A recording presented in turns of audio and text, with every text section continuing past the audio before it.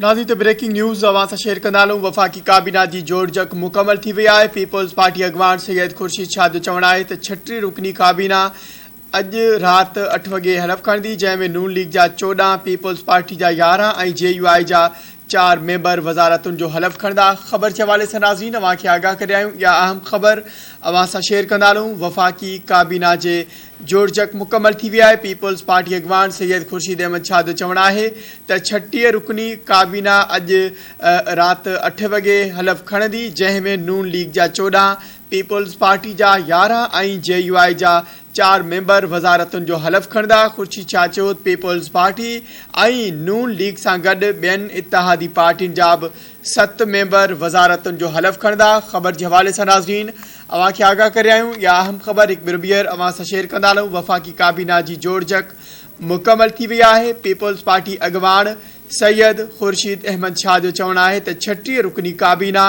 अॼु राति 8 वॻे हलफ़ खणंदी, जंहिंमें नून लीग जा 14, पीपल्स पार्टी जा 11 ऐं JUI जा 4 मेंबर वज़ारतुनि जो हलफ़ खणंदा। खुर्शीद शाह चयो पीपल्स पार्टी ऐं नून लीग सां गॾु ॿियनि इतिहादी पार्टियुनि जा बि 7 मेंबर वज़ारतुनि जो हलफ़ खणंदा।